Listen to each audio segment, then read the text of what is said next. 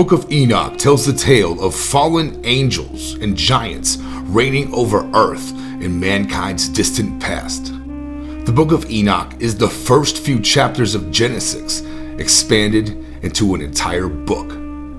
One of the remaining threads of this text can still be found today at Genesis 6:4. This passage reads, "There were giants on the earth in those days, and alas, after that, when the sons of God came into the daughters of man, and they bare children with them, and the same became mighty men, and they were old men of renown." The Book of Enoch is what is known as an apocryphal text, which means that it draws its origin from the same place that provided the source material for the Bible, but it was not selected to be included. While some may claim the Book of Enoch serves no value since it is not official canon, I personally think that it's at least one of the coolest religious stories, and I'm skeptical of the motives of those who decide to have it removed. The Book of Enoch is told from the perspective of a righteous man named Enoch, who was said to be Noah's great-great-grandfather. The book also recounts the experiences of God and the archangels, but is primarily centered around a group of lesser angels who are known as the Watchers. The Watchers' intended purpose was to serve as an intermediary between heaven and mankind. They were tasked with watching over humans, but expressly forbidden from ever interfering directly in human affairs. The problems start when the Watchers begin to notice how beautiful the daughters of man are, and the angels begin to lust after the human females. Many of the Watchers make the decision that they are going to descend upon earth and make wives of these women. Of the 200-some Watchers who are said to exist, 2 in particular play the biggest parts in the Book of Enoch. Those Watchers are Semyaza and Azazel. Semyaza, who is the leader of the Watchers, tries to convince the other Watchers to abandon this plan, but eventually he succumbs to the pressure from the rest of the group, and all of the Watchers agree to go forward. They also make a pact that, well, typically the blame would flow mostly to Semyaza being the leader. In this case, they would all suffer the blame equally. Thus, the Watchers descend from their celestial domain into the realm of mankind, and they soon become a part of man's daily existence, but not in the manner that one might expect from an angelic being. The Watchers take human women as their wives, and they begin to breed with these women. The resulting offspring is the hybrid race of giants who are known as the Nephilim. The Nephilim are said to tower over the size of a human and to be an incredibly chaotic and destructive race that revels in bloodshed and corrupts all of its surroundings. The other Watcher, Azazel, is very curious about ways that men could be taught knowledge and ways that that knowledge could be used to corrupt their society. To that end, Azazel imparted mankind with a vast array of forbidden knowledge. Azazel taught men how to forge weapons and how to use them in order to wage war. Azazel also taught astrology, the usage of medicinal herbs, as well as forbidden spiritual knowledge that humans had never been intended to learn. He also taught women how to use makeup and how to beautify the eyelids to appear more attractive. The result was a corrupted society of humans, Nephilim, and fallen angels, which thrived upon lust and blasphemy towards God. Eventually, the wickedness became so great that God and the archangels could no longer remain passive. The archangels assembled and petitioned God to take corrective action, but God informs the archangels that he is already aware of these happenings and has already hatched a plan. Sadly, His plan just so happens to be a mass extinction level event in the form of a gigantic tidal flood. As the operation to rout the Watchers is about to begin, God gives each one of the archangels a specific task to complete. The archangel Uriel is to go to Noah and tell him of the coming flood so that he may build the ark. Raphael is instructed to go after Azazel and punish him by, quote, binding him and casting him into the darkness by making a hole in the desert, and throw Azazel inside, cover him in jagged rocks so that he may never see the light of day until the end of days when he is thrown into the fire. Gabriel is the one instructed to go after the offspring and children of the Watchers. Michael is told to bind the leader of the Watchers, Semeiaza, as well as any of the other Watchers who had corrupted themselves with humans. The civilization was said to have become so wicked that God's only recourse was to destroy it and start over again. As mentioned, this was the purpose for the Great Flood in the story of Noah's Ark.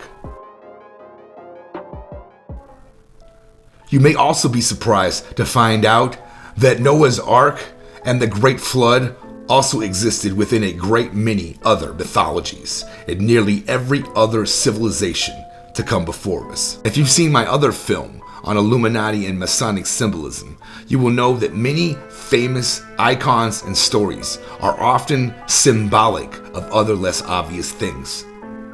I believe that the movie, The Man Who Would Be King, is actually a metaphor for the Book of Enoch, as well as the Antichrist of Revelations. All of it hidden in plain view. Well, this symbolic interpretation is my own idea. What is not in question is that the man who would be king is the gold standard when it comes to Illuminous and Masonic symbolism being used in a film. This movie is based upon a short story of the same name, which was written by Rudyard Kipling, who is also a character in the movie.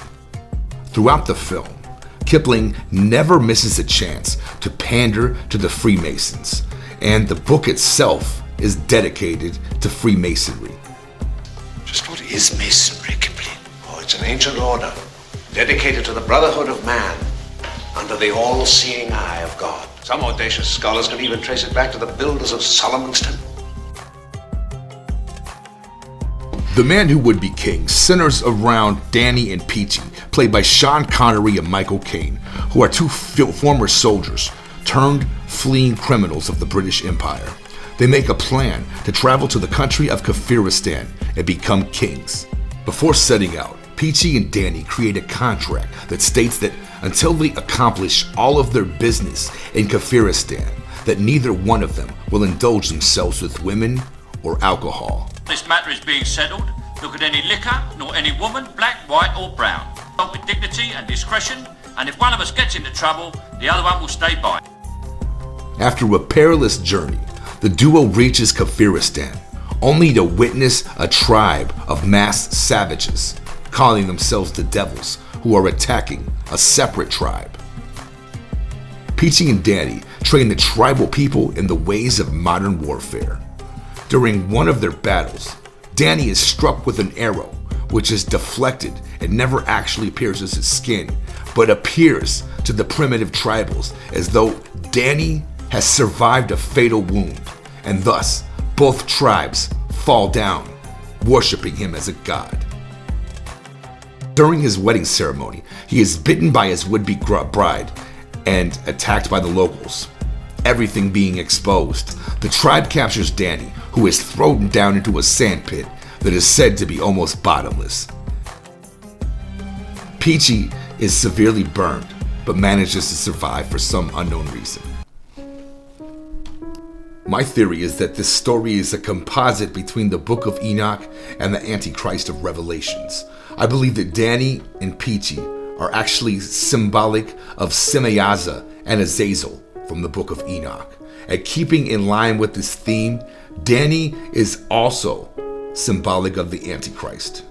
For example, the two decide to go to Kafiristan in order to loot its treasure and to become kings, which is symbolic for the Watchers and their lust for human women. Prior to setting out, the two create a pact to neither drink nor become intimate with women, and I believe that this is symbolic for every angel's pact with heaven to not corrupt themselves with humans. The name Kafiristan itself actually means land of the heathens, and the Middle East is said to be the place where the Antichrist will rise from. Danny surviving the fatal arrow wound is symbolic for the Antichrist performing false miracles and then being worshipped for them. Keeping in line with this theme, you will notice 7 trumpets that play during Danny's wedding. I believe that this is symbolic of the 7 trumpets of Revelations. Danny and Peachy train the natives in the ways of modern warfare in the exact same way that Semyaza and Azazel train humans in the Book of Enoch. Eventually, they lost all their wealth, and they were punished very harshly in very similar ways to the way that God had the archangels punish Azazel and Semyaza in the Book of Enoch. In addition to just this movie has actually been reproduced and duplicated in a number of retellings, such as The Road to El Dorado and Stargate and many others. And the overlap between all of these films is very, very striking, which seems to indicate that this is all symbolic of some other story, but it's been occulted. Indeed, this seems like one of the favorite stories of the Freemasons and the Illuminists. While I personally believe in the divinity of the canonical Bible, we would do well to remember that what we call the Bible was compiled and curated by human hands, and those hands being the government at the time.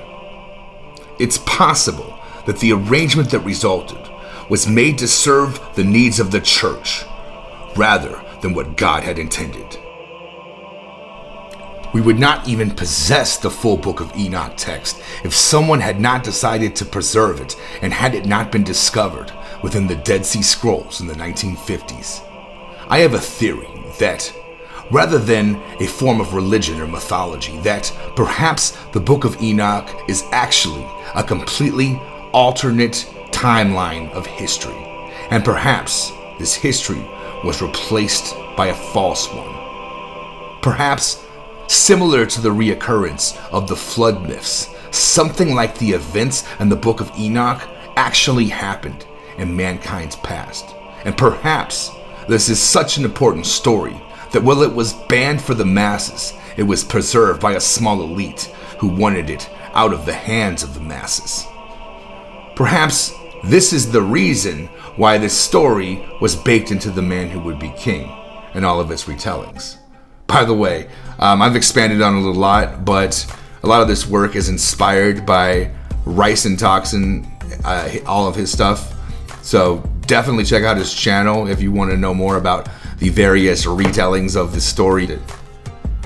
But what do you guys think of this theory? Is it possible that there was some sort of a grand erasure event that completely changed history?